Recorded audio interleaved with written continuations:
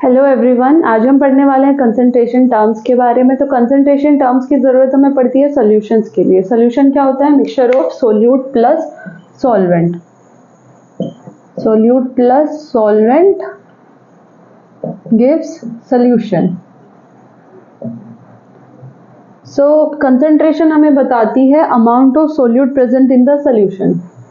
क्या बताएगी? Amount of solute present in the solution.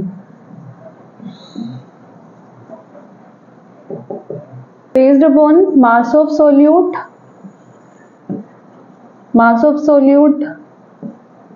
moles of solute, mass of solvent and mass of solution and volume of solution, हमारे पास different concentration terms हैं। तो किसी में मास of solute को consider किया जाता है, किसी में मोल्स को कंसिडर किया जाता है, किसी में मास ऑफ सॉल्वेंट, किसी में mass of volume of solution को कंसिडर किया जाता है। तो हमारे पास डिफरेंट कंसंट्रेशन टर्म्स हैं। कौन सी हैं? First is mass percentage, second is molarity, third is molality, fourth is mole fraction, fifth is normality। ये सारी ही टर्म्स, कंसंट्रेशन टर्म जो है वो न्यूमेरिकल पर्पज से बहुत इंपॉर्टेंट है। कॉम्पिटिटिव एग्जाम में इन सब टर्म्स पे काफ़ी क्वेश्चन पूछे जाते हैं। तो हम वन बाय वन सारी टर्म्स को डिस्कस करेंगे with a few numericals. So first concentration term है हमारी मास परसेंट। मास परसेंट में हम दो तरीके के फॉर्मूलाज देखते हैं, दो तरीके का मास परसेंट देखते हैं। एक होता है वेट बाय वेट परसेंटेज और दूसरा होता है weight by volume percentage. Clear? तो वेट बाय वेट परसेंटेज में हम क्या लेते हैं? मास ऑफ सोल्यूट लेते हैं। Mass of solute present in given mass of solution. Clear? तो mass of solute in grams and mass of solution also in grams, multiply by 100। तो unit क्या हो जाएगी? ऊपर भी ग्राम है, नीचे भी ग्राम है, कैंसिल हो जाएगा। तो मास बाय मास परसेंटेज जो हमारा होता है वो यूनिट लेस होता है। जबकि हम वेट बाय वॉल्यूम परसेंटेज की बात करें तो यहाँ पे क्या हो जाएगा? मास of solute in grams present in given volume of solution.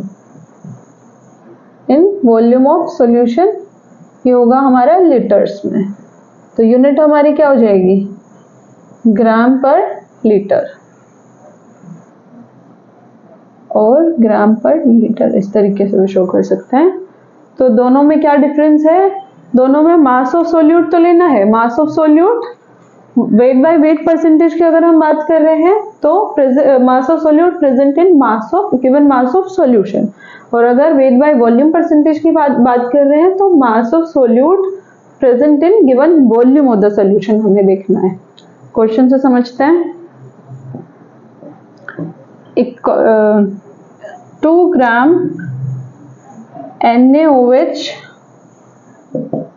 is dissolved in,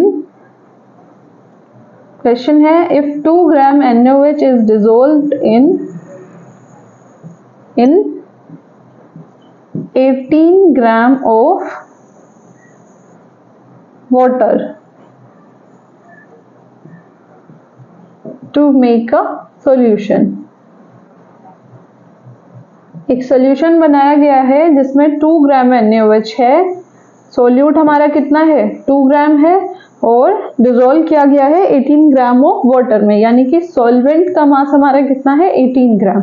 अगर हमें weight by weight percentage calculate करना है फॉर सोल्यूट और वी कैन से कि mass percentage of solute in terms of weight by weight percentage कितना हो जाएगा? मास of solute कितना है? 2 gram divide by mass of solution. तो यहाँ पे याद रखना है कि हमें मास ऑफ सॉल्यूशन लेना है, जिसके लिए हमें क्या करना पड़ेगा? सोल्यूट का मास और सॉल्वेंट का मास ऐड करना पड़ेगा।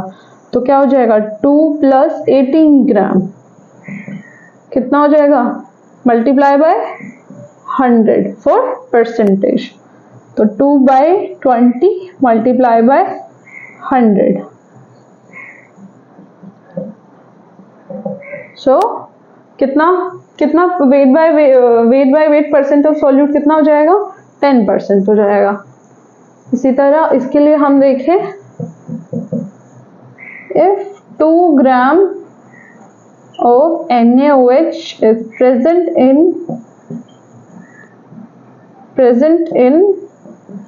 4 liter of solution, हमने वॉल्यूम किसका लिया? सॉल्यूशन का लिया। 4 लीटर ऑफ सॉल्यूशन। सो इसके लिए वेट बाय वॉल्यूम परसेंटेज अगर हमें NaOH का निकालना हो, सोल्यूट का निकालना हो, तो हम क्या लेंगे? मास ऑफ सोल्यूट लेंगे। मास ऑफ सोल्यूट कितना है? 2 ग्राम। और वॉल्यूम ऑफ सॉल्यूशन कितना है? 4 लीटर मल्टीप्लाई बाय 100। तो वेट बाय वॉल्यूम परसेंटेज हमें कितना मिल जाएगा? 50%। और फॉर्मूला हमारे पास है वॉल्यूम बाय वॉल्यूम परसेंटेज का।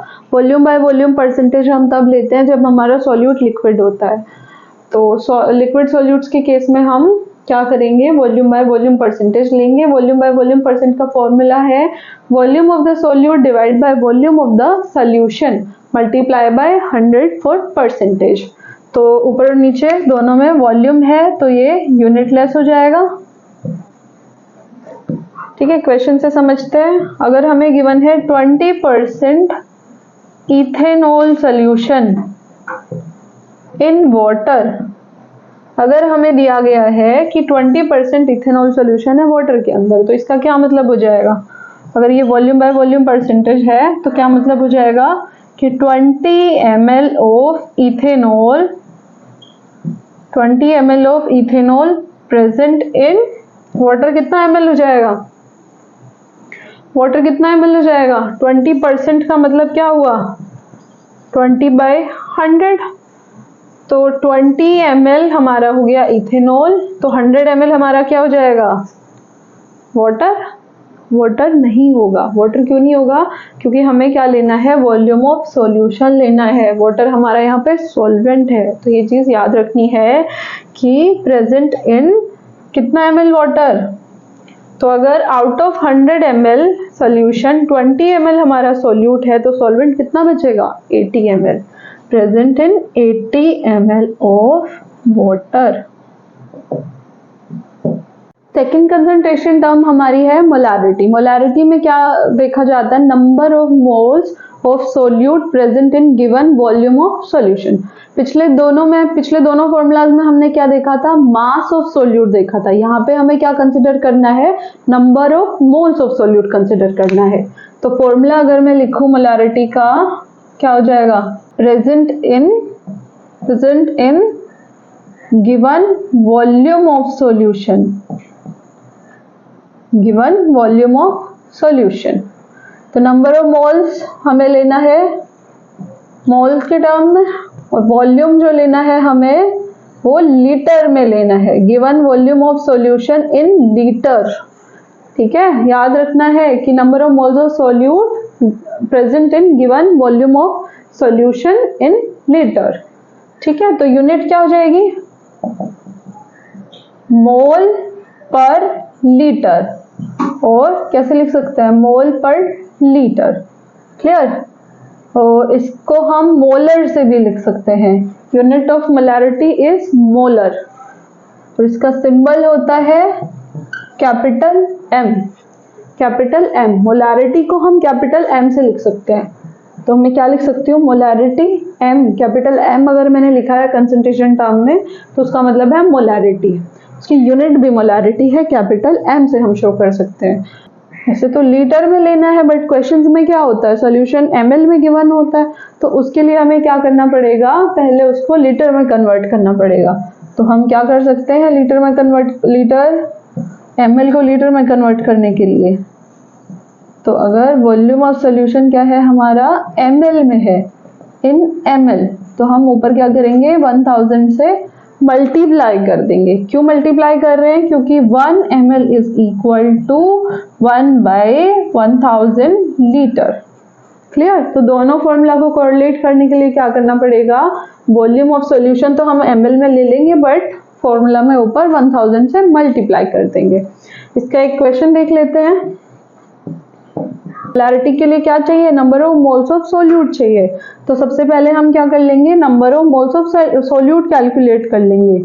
नंबर ऑफ मोल्स का फॉर्मूला क्या होता है, given mass by molar mass. ये फॉर्मूला हमने काफी बार पहले की वीडियोस में डिस्कस किया है, वहां पे आप जाके देख सकते हैं। तो गिवन मास हमारा कितना है, सॉल्यूट का 2 ग्राम है, और मोलर मास कितना हो जाएगा, एटॉमिक मासेस का सम कर देंगे। सोडियम के लिए 23, ऑक्सीजन के लिए 16 और हाइड्रोजन के लिए 1, टोटल कितना हो जाएगा 40 ग्राम पर मोल। सो हम क्या करेंगे, 40 से 40 ग्राम पर मोल डिवाइड करेंगे, कितना हो जाएगा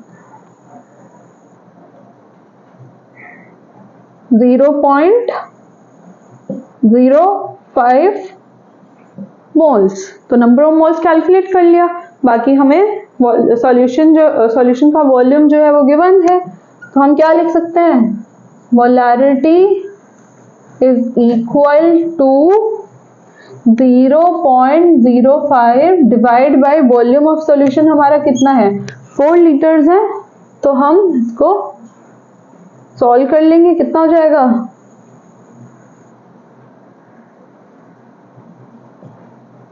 ग्राम पर लीटर और 0.0125 मोलर। क्लियर। अब इसमें एक चीज याद रखना है, एक और इम्पोर्टेंट चीज है, बहुत ही इम्पोर्टेंट चीज है, क्योंकि इस पे बोर्ड एग्जाम्स में काफी क्वेश्चन पूछे जाते हैं। तो इसमें क्या याद रखना है कि मोलारिटी में हम कंसिडर कर रहे हैं volume of solution. Volume of solution is temperature dependent term. क्यों, क्योंकि टेम्परेचर बढ़ाने से क्या होता है, वॉल्यूम कम हो जाता है, टेम्परेचर घटाने से वॉल्यूम बढ़ता है।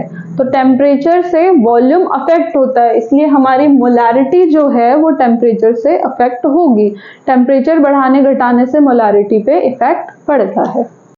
इस क्वेश्चन में क्या है, calculate the mass of sodium acetate required to make 500 ml of 0.375 molar aqueous solution. Molar molecular mass जो है सोडियम एसिटेट का वो गिवन है, और उसके अलावा हम लिख लेते हैं क्या क्या हमें गिवन है। वॉल्यूम ऑफ सॉल्यूशन गिवन है, कितना है 500 ml बनाया है, तो वॉल्यूम ऑफ सॉल्यूशन हो जाएगा हमारा 500 ml। दूसरा हमें मोलारिटी गिवन है 0.375 मोलर। मोलर गिवन है मतलब क्या है, मोलारिटी है। Molarity is equal to 0.375 molar. ठीक है। और हमें मॉलिक्यूलर मास गिवन है सोडियम एसिटेट का 82.0245 ग्राम पर मोल। कैलकुलेट हमें क्या करना है, mass of sodium acetate required, यानी कि mass of sodium acetate required to make this solution. तो कैसे निकाल सकते हैं हम मास को, सोडियम एसिटेट के मास को। हमें क्या पता है कि मोलारिटी का फॉर्मूला क्या होता है, मोलारिटी का फॉर्मूला होता है number of moles of solute.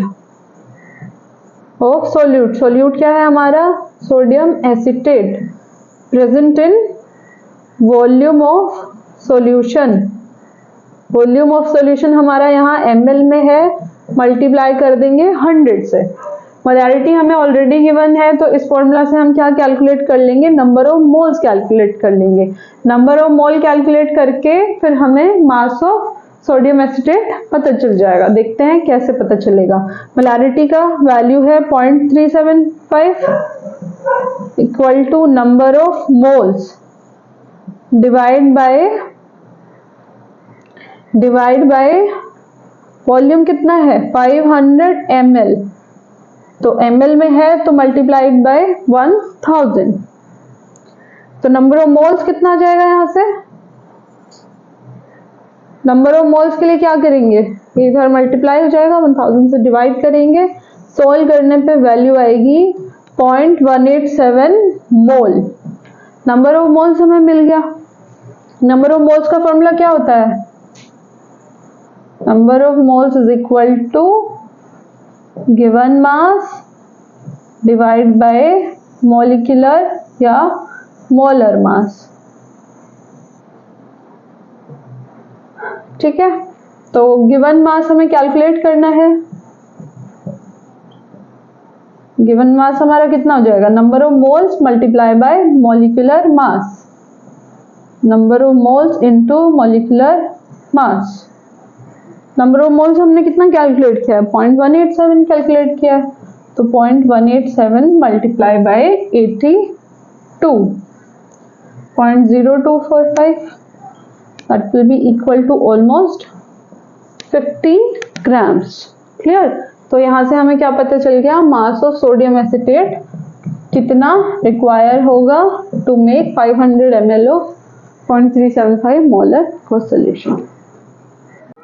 So third concentration term हमारी है मोलालिटी। मोलालिटी होता है number of moles of solute present in per kilogram of the solvent. यहाँ पे हमें क्या क्या लेना है मोलालिटी के लिए, concentration term is molality.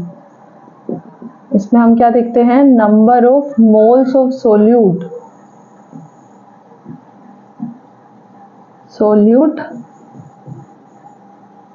Present in per kilogram of the solvent. यहाँ पे हमें क्या लेना है, मास ऑफ सॉल्वेंट लेना है in kilograms.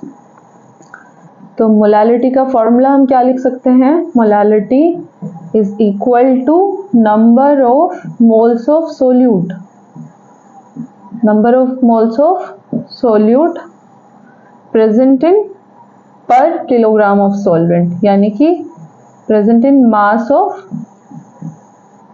Of solvent in kilograms. Clear, अगर मास हमें ग्राम्स में गिवन होगा, मास ऑफ सॉल्वेंट अगर हमें ग्राम्स में दिया हुआ है, तो हम क्या करेंगे, कन्वर्ट करेंगे ग्राम्स को किलोग्राम्स में। उसके लिए हम ऊपर क्या कर देंगे, 1000 से मल्टीप्लाई कर देंगे।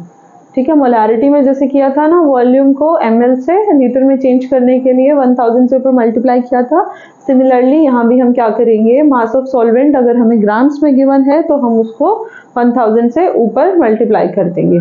अब देखते हैं यूनिट, तो नंबर ऑफ मोल की यूनिट क्या होती है, मोल, और मास ऑफ सॉल्वेंट हमें लेना है किलोग्राम्स में, तो यूनिट क्या हो जाएगी, यूनिट हो जाएगी हमारी मोल पर केजी। क्लियर, इसको हम और क्या लिख सकते हैं, मोल पर केजी को हम लिख सकते हैं मोलल, इसको लिख सकते हैं मोलल, और सिंबल इसका होता है स्मॉल m। मोलारिटी के लिए हमने लिया था कैपिटल M और मोलालिटी के लिए हमें लेना है स्मॉल m, तो हम क्या लिख सकते हैं, molality m is equal to number of moles of solute divide by mass of solvent. तो ये हमारा फॉर्मूला हो जाएगा। ओके, तो मोलारिटी के केस में हमने क्या देखा था कि हम number of moles of solute देखते हैं present in given volume of the solution. तो वॉल्यूम जो होता है टेम्परेचर डिपेंडेंट टर्म होती है, इसलिए मोलारिटी जो होती है वो टेम्परेचर डिपेंडेंट होती है। जबकि मोलालिटी के केस में हम क्या ले रहे हैं, मास ऑफ सॉल्वेंट ले रहे हैं। तो मास ऑफ सॉल्वेंट, मास जो होता है, mass is a temperature independent term, temperature independent. Temperature बढ़ाने या घटाने से मास पे कोई फर्क नहीं पड़ता, इसलिए मोलालिटी भी जो हमारी होती है वो टेम्परेचर इंडिपेंडेंट होती है। सो मोलालिटी पे टेम्परेचर से कोई फर्क नहीं पड़ेगा। Molality is temperature independent.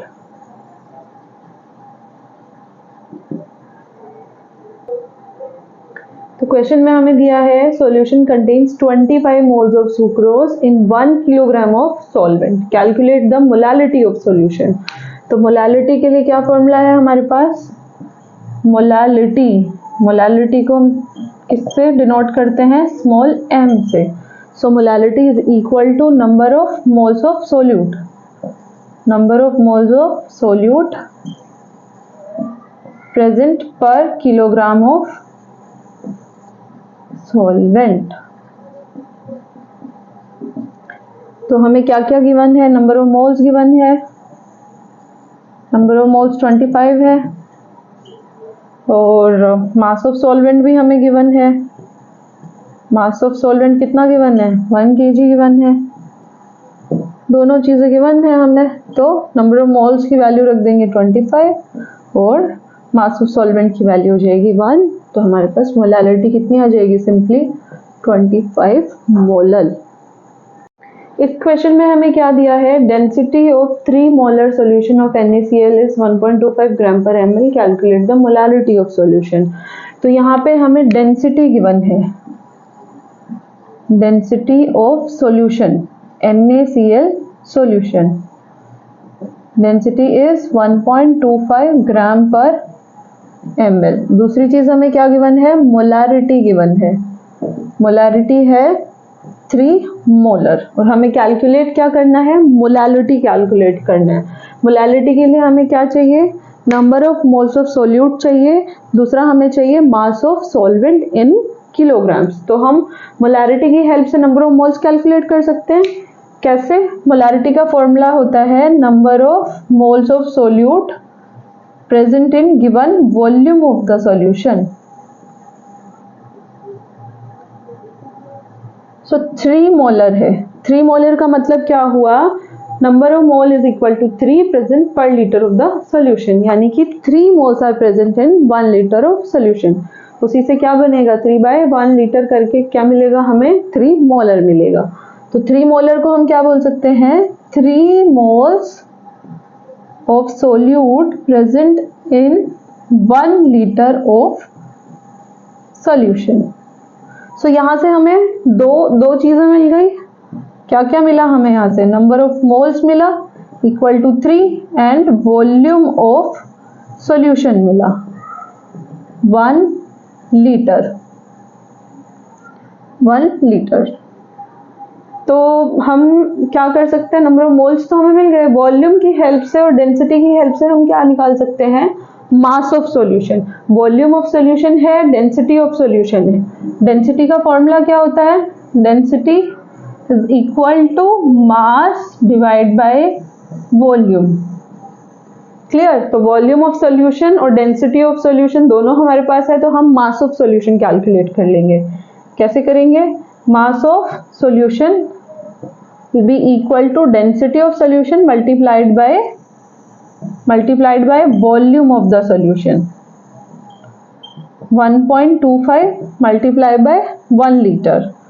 तो डेंसिटी हमारी ml में है, तो अगर हम इसको वॉल्यूम जो है लीटर में हमारा, इसको भी हम क्या कर लेंगे? ml में कन्वर्ट कर लेंगे। तो मास जो आएगा हमारा वो हमें ग्राम्स में मिल जाएगा। क्या वैल्यू हो जाएगी? 1250 ग्राम्स। ये हमें क्या मिला?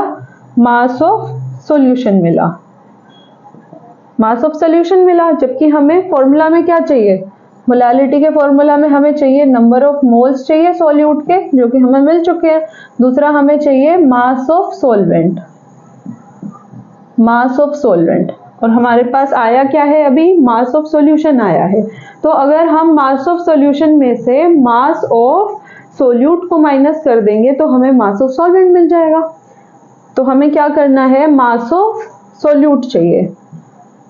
मास ऑफ सोल्यूट कितना हो जाएगा, number of moles multiply by molecular mass of the solute. Number of moles of the solute multiply by molecular mass of the solute. तो नंबर ऑफ मोल्स हमारे पास 3 है और मॉलिक्यूलर मास हमारा NaCl सॉल्यूशन है ना, सोल्यूट हमारा क्या है NaCl। तो NaCl के लिए मॉलिक्यूलर मास कितना हो जाएगा 23 प्लस 35.5, तो ये हो जाएगा 58.5 ग्राम पर मोल। तो 3 मल्टीप्लाई बाय 58.5, तो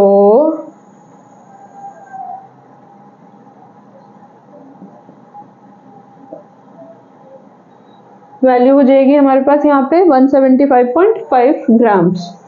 तो हम यहाँ से मास ऑफ सॉल्वेंट को निकाल लेंगे। Mass of solvent is equal to mass of solution minus mass of solute. So 1250 minus 175.5 equal to 1074.5 gram. तो हमारे पास मास ऑफ सॉल्वेंट भी आ गया है बट ग्राम्स में आया है, तो हम क्या कर लेंगे, number of moles divide by mass of solute, sorry mass of solvent is 1074.5 ग्राम में है, तो ऊपर 1000 से मल्टीप्लाई कर देंगे। इसको सॉल्व करेंगे तो वैल्यू आएगी 2.79 molal. It is the ratio of number of moles, ratio of number of moles of one component 1 divide by, या ratio of one component number of moles of one component to the mixture of number of moles of component 1 plus component 2। ये formula से ज़्यादा समझ में आएगा। कैसे, mole fraction को हम डिनोट करते हैं स्मॉल x से। मान लो कोई रिएक्शन है A प्लस B से हुई है और प्रोडक्ट उसमें मिला है C, तो अगर हमें मोल फ्रैक्शन कैलकुलेट करना है A के लिए तो इसको हम ऐसे शो कर सकते हैं, mole fraction of A will be equal to number of moles. Number of moles को हम डिनोट कर रहे हैं N से, तो हम क्या लिख सकते हैं, number of mole fraction of X will be equal to number of moles of A divide by number of moles of A plus number of moles of B से। इसी तरह अगर हमें mole fraction of B calculate करना हो तो हमारे पास फॉर्मूला क्या हो जाएगा, number of moles of B divide by number of moles of A plus number of moles of B। इस तरीके से हम कर सकते हैं। इसमें इम्पॉर्टेंट है ये याद रखना कि दोनों कंपोनेंट जिनको हम मिक्स कर रहे हैं उन कंपोनेंट का मोल फ्रैक्शन का जो सम होगा वो हमेशा 1 के इक्वल होगा। अब यहाँ पे क्या है, रेशो है, mole fraction is ratio of number of moles. क्या लिख सकते हैं हम, mole fraction is ratio of number of moles. तो ये क्या हो जाएगा, एक यूनिट लेस क्वांटिटी हो जाएगी, क्योंकि नंबर ऑफ मोल फ्रैक्शन के लिए हमें क्या चाहिए होगा, नंबर ऑफ मोल चाहिए होंगे। तो नंबर ऑफ मोल्स दोनों के लिए कैलकुलेट कर लेते हैं।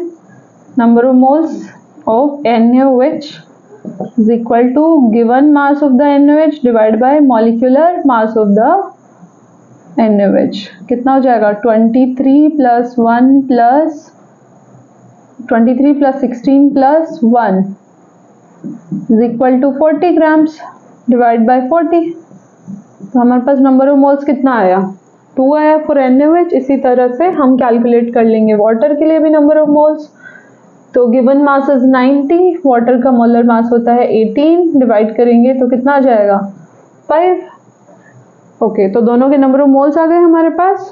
तो अब हम मोल फ्रैक्शन कैलकुलेट कर सकते हैं। Mole fraction of NaOH, X क्या है हमारा, मोल फ्रैक्शन है, तो mole fraction of NaOH is equal to number of moles of NaOH divide by number of moles of NaOH plus number of moles of H2O। तो number of moles of NaOH कितना है, 2 है, divide by 2 plus number of moles of H2O is 5, तो 2/7 हो जाएगा। इसी तरह मोल fraction of H2O अगर हमें कैलकुलेट करना है तो ऊपर क्या हो जाएगा, number of moles of water, जिसका मोल फ्रैक्शन निकालना है उसके नंबर ऑफ मोल्स को ऊपर रखेंगे और मिक्सचर के नंबर ऑफ मोल को नीचे रखेंगे, तो दोनों में नीचे क्या आ जाएगा, 7 आ जाएगा, तो मोल फ्रैक्शन हो जाएगा 5/7। पिछले वीडियो में पिछले उसमें टॉपिक में मैंने बताया था कि XA प्लस XB जो होगा वो हमेशा 1 के इक्वल होगा, ये बताया था, इसको भी एक बार वेरीफाई कर लेते हैं यहाँ पे। तो X क्या है यहाँ पे, A क्या है, NaOH प्लस H2O, तो दोनों के मोल फ्रैक्शन को अगर हम ऐड करेंगे 2/7 प्लस 5/7 हो जाएगा 7/7, तो 1 के इक्वल आ रहा है। Clear.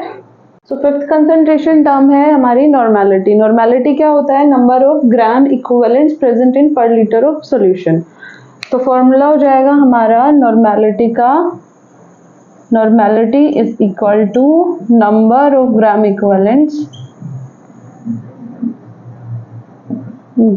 Equivalents divide by volume of solution,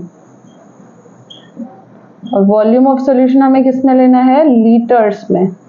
again अगर ml में गिवन होगा वॉल्यूम ऑफ सॉल्यूशन तो हम क्या करेंगे,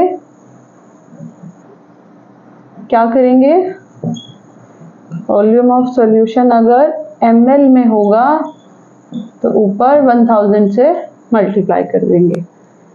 ठीक है, जैसे मोलारिटी एंड मोलालिटी के केस में क्या था, सेम।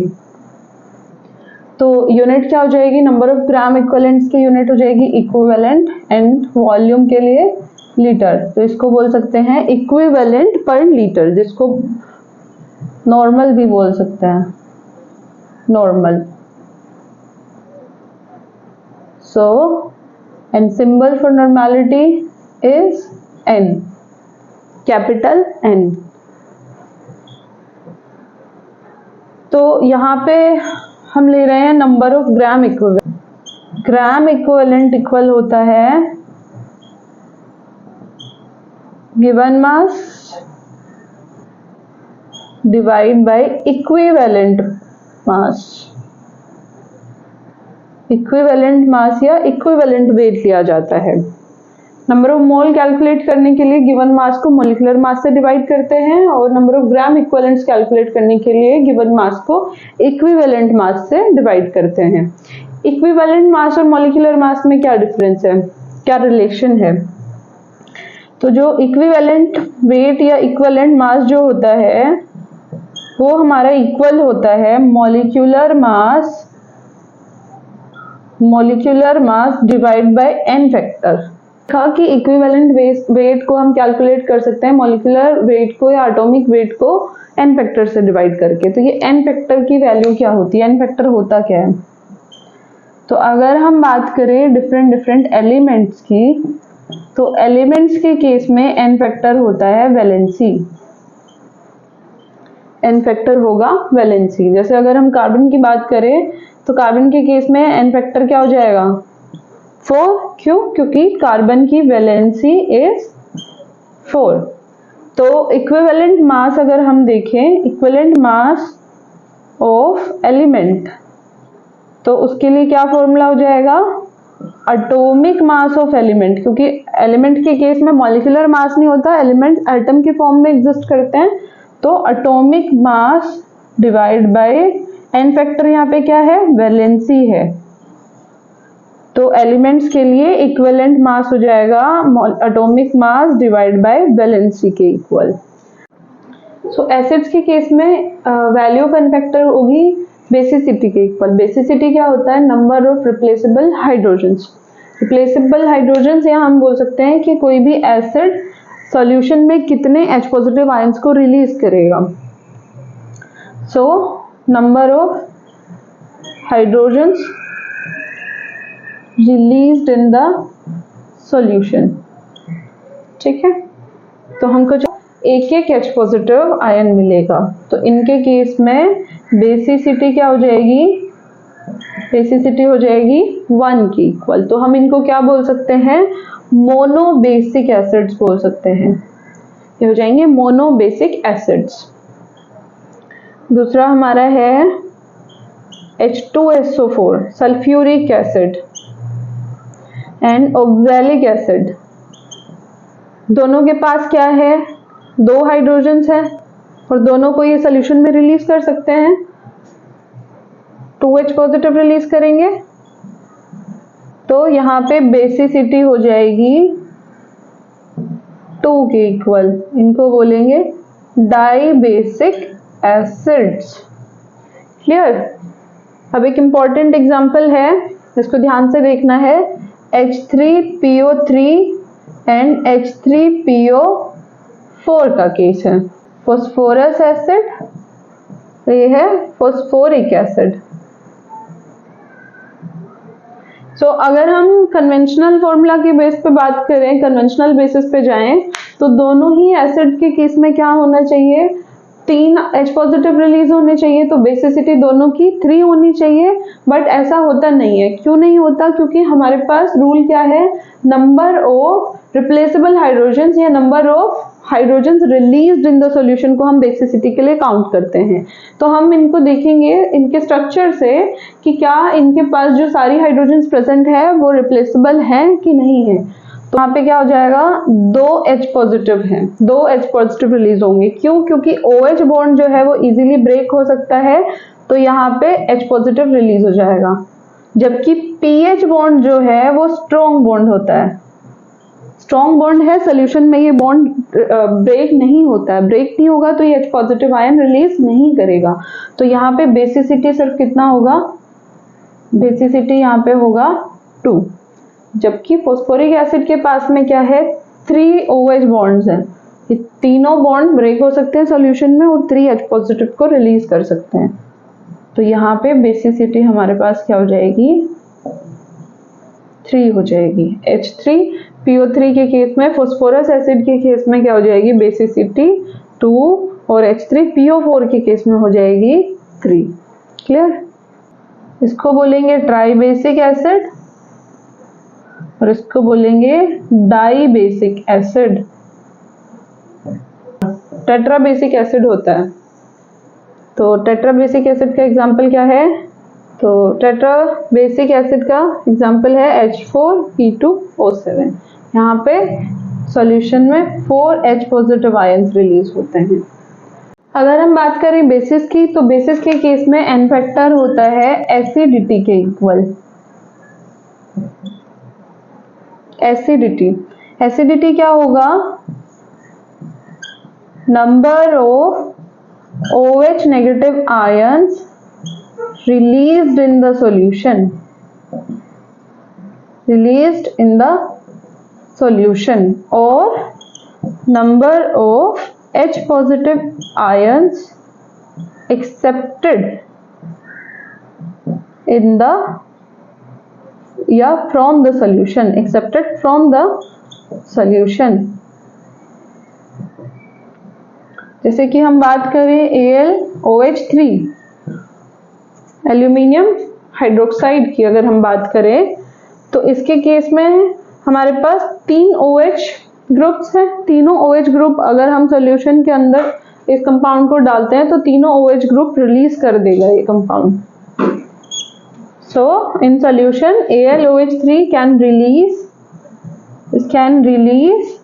3 OH negative ions. तो यहाँ पे 3 हो सकती, तीनों OH ग्रुप रिलीज हो सकते हैं। तो यहाँ पे एसिडिटी कितनी हो जाएगी, 3 हो जाएगी। तो n फैक्टर हो जाएगा 3 के इक्वल। क्लियर। अगर हम बात करें on the basis upon acceptable hydrogens की, कितनी हाइड्रोजन सॉल्यूशन से हमारा कंपाउंड ले सकता है, उसके बेस पे अगर हम बात करते हैं, जैसे एग्जांपल से तो अमोनिया की अगर हम बात करें, अमोनिया NH3, तो ये क्या कर सकता है, 1H पॉजिटिव एक्सेप्ट करके अमोनियम आयन फॉर्म कर सकता है, NH4 पॉजिटिव फॉर्म कर सकता है। तो एक एक्सेप्टेबल हाइड्रोजन है, तो एन फैक्टर हमारा हो जाएगा 1 की। सोल्ट के केस में एन फैक्टर देखते हैं। सोल्ट के केस में जैसे कि एग्जांपल से देखते हैं, NaCl की अगर हम बात करें, तो NaCl अगर सॉल्यूशन में जाएगा तो क्या रिलीज करेगा, Na positive and Cl negative, Na positive and Cl negative ions. तो एन फैक्टर जो होता है सोल्ट्स के केस में वो इक्वल होता है टोटल नंबर ऑफ पॉजिटिव और total number of negative ions, या तो पॉजिटिव या नेगेटिव, क्योंकि पॉजिटिव और नेगेटिव इक्वल होगा, इक्वली बैलेंस करने के लिए क्या लिया जाएगा, इक्वल बैलेंस करने के लिए टोटल सॉल्ट के अंदर क्या होता है, total positive charge and total negative charge balanced होता है, इसलिए हमें क्या लेना है, टोटल नंबर ऑफ पॉजिटिव या total number of negative ion लेना है। तो अब टोटल नंबर का क्या मतलब है, जैसे कि अगर हम बात करें NaCl के केस में, तो 1 Na positive and 1 Cl negative release होगा, तो इसके केस में तो n की वैल्यू 1 हो जाएगी। बट अगर हम बात करें Na2CO3 की, Na2CO3 सोडियम कार्बोनेट की, तो इसके केस में क्या रिलीज होगा, 2 Na पॉजिटिव रिलीज होंगे प्लस 1 CO3 2 नेगेटिव रिलीज होगा। क्यों, क्योंकि कार्बोनेट जो है वो डाई एनायोनिक है, इस पे 2 नेगेटिव चार्ज होता है जबकि Na पॉजिटिव पे 1 होता है, तो 2 नेगेटिव को बैलेंस करने के लिए सोडियम के 2 आयंस प्रेजेंट होंगे। तो इस केस में क्या है, हमारे पास 2 पॉजिटिव आयंस है, ठीक है। तो यहाँ पे हम बात करें अगर total number of positive ions तो कितने हैं, 2 है। क्लियर, चार्ज नहीं देखना कि 1 हो रहा है या 2 हो रहा है, हमें क्या देखना है, टोटल नंबर ऑफ आयंस कितने हैं। तो टोटल नंबर जितने होंगे उसके बेस पे हमें number of n factor count करना है। तो अगर हम कार्बोनेट की बात करें तो यहाँ पे एन फैक्टर सेम लगेगा, 2 नेगेटिव, तो क्या हो जाएगा, n की वैल्यू हो जाएगी इस केस में 2 के इक्वल, ठीक है। तो हमने अभी देखा कि n फैक्टर क्या होता है और उसको कैसे कैलकुलेट कर सकते हैं, उसको एक एग्जांपल के थ्रू समझते हैं। तो यहाँ पे हमें गिवन है सोडियम कार्बोनेट Na2CO3, तो ये एक सॉल्ट है जो कि सोल्यूशन में क्या रिलीज करता है, 2 Na positive plus 1 CO3 2 negative. तो यहाँ पे हमारे पास एन फैक्टर की वैल्यू क्या हो जाएगी, 2 हो जाएगी। क्लियर, क्यों, क्योंकि 2 Na पॉजिटिव आयंस है, टोटल पॉजिटिव चार्ज कितना है 2, टोटल नेगेटिव चार्ज कितना है 2, तो n factor is equal to 2। तो अब इसको क्वेश्चन में कैसे यूज करना है, नॉर्मेलिटी कैलकुलेट करने के लिए वो हम देखते हैं। तो नॉर्मेलिटी के लिए हमें चाहिए number of gram equivalent divide by volume of solution. Volume of solution हमारे पास गिवन है, volume of solution is equal to 200 ml, ठीक है। दूसरा हमें चाहिए नंबर ऑफ ग्राम इक्विवेलेंट, तो number of gram equivalent equal होता है गिवन मास। गिवन मास भी है हमारे पास 4 ग्राम, एंड इक्विवेलेंट मास हमें कैलकुलेट करना है। इक्विवेलेंट मास के लिए हमें चाहिए मॉलिक्यूलर मास। मॉलिक्यूलर मास को हम डिवाइड कर देंगे n फैक्टर से, तो हमें मिल जाएगा इक्विवेलेंट मास। तो पहले हम देख लेते हैं सोडियम कार्बोनेट का, तो हम कैलकुलेट करेंगे इक्विवेलेंट वेट या equivalent mass, that is equal to molecular mass divided by n factor. n factor is equal to 2. तो number of gram equivalents, number of gram equivalent calculate करेंगे जो कि equal होता है given mass divide by equivalent mass के। तो given mass हमारे पास कितना है 4 ग्राम, इक्विवेलेंट मास कितना है 53 है। तो दोनों चीजें हमें मिल गई। नॉर्मेलिटी हम कैलकुलेट कर सकते हैं, नंबर ऑफ ग्राम इक्विवेलेंट है 4/53 divide by volume, volume is 200 ml, है ना, ml में है तो इसको कन्वर्ट करेंगे लीटर में, ऊपर 1000 से मल्टीप्लाई कर देंगे तो इस तरीके से हमारे पास क्या आ जाएगा, नॉर्मेलिटी आ जाएगी। क्लियर? तो हमने देखा कि नॉर्मेलिटी का फॉर्मूला होता है number of gram equivalents divide by volume of the solution, volume of solution. जबकि मोलैरिटी का फॉर्मूला होता है number of moles divide by volume of solution. तो अगर हम इन दोनों को आपस में कोरिलेट करें तो डिफरेंस बस क्या आता है कि नंबर ऑफ ग्राम इक्विवेलेंट जो होता है वो इक्वल होता है given mass by equivalent mass के, जिसको हम क्या लिख सकते हैं, given mass divide by molecular mass divide by n factor. तो एन फैक्टर से हम इसको क्या करेंगे, डिवाइड करेंगे। और जबकि नंबर ऑफ मोल्स हमारा क्या होता है, given mass divide by molecular मास। तो अगर हम दोनों को कोरिलेट करेंगे तो सिर्फ क्या एक्स्ट्रा है, एन फैक्टर एक्स्ट्रा है डिवाइड में। तो जब हम इसको सॉल्व करेंगे, दोनों के बीच में रिलेशन देखेंगे तो नॉर्मेलिटी हमारा आता है, मैं इसको NF से शो कर देती हूँ ताकि N नॉर्मेलिटी और N फैक्टर मिक्स ना हो। तो नॉर्मेलिटी हमारा इक्वल हो जाता है N factor multiplied by molarity के। तो ये भी इम्पोर्टेंट फॉर्मूला है। जो एक और इक्वेशन है normality equation, N1V1 is equal to N2V2। Compound react करते हैं तो उनके number of gram equivalents, number of gram equivalents क्या होते हैं, इक्वल होते हैं। Number of gram equivalents of compound 1 is equal to number of gram equivalents of compound 2। तो वहां से हमें इक्वेशन क्या मिली, N1V1 is equal to N2V2। क्योंकि हम नंबर ऑफ ग्राम इक्विवेलेंट को क्या लिख सकते हैं, नंबर ऑफ ग्राम इक्विवेलेंट्स को हम लिख सकते हैं equivalent is equal to normality into volume, है ना। तो ये फॉर्मूला हो गया एक हमारे पास, number of gram equivalent is equal to normality into volume of the solution. So this is one formula, this is another formula, this is third formula। तो किसी भी कंपाउंड के ग्राम इक्विवेलेंट्स को हमेशा क्या करना है, इक्वल रखना है। जैसे इसमें एक और चीज हम देखेंगे, इक्विवेलेंस मेथड। इक्विवेलेंस मेथड में हम क्या करते हैं, जैसे कि बहुत सारे न्यूमेरिकल्स हमें मिलेंगे जिसमें कि क्या हो रहा होगा कि मेटल्स की रिएक्शन मिलेगी और उसमें हाइड्रोजन रिप्लेस होके कुछ फॉर्म हो रहा होगा, या ऑक्साइड फॉर्म हो रहा होगा, या क्लोराइड फॉर्म हो रहा होगा, या क्लोराइड रिप्लेस हो रहा होगा, ऑक्साइड रिप्लेस हो रहा होगा। तो उन रिएक्शन में हमें क्या करना है, इक्विवेलेंस मेथड यूज करना है। तो वहां पे क्या होगा, W1 by W2 equal to E1 by E2 का फॉर्मूला हमें लगाना है। ये बहुत इंपॉर्टेंट फॉर्मूला है।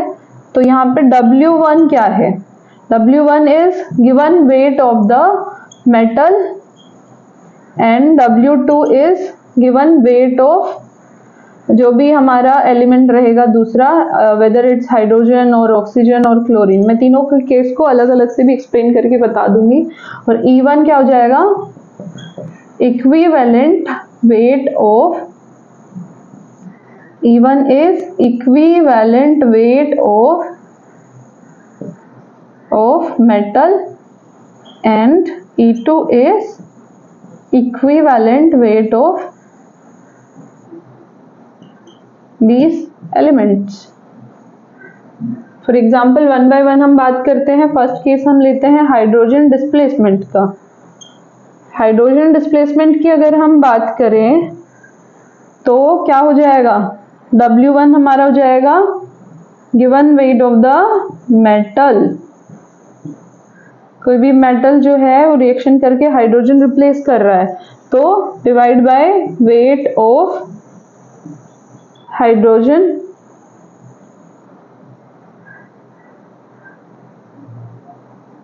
डिवाइड बाय हम क्या लेंगे, हाइड्रोजन रिप्लेस्ड, तो ये हो जाएगा इक्वल टू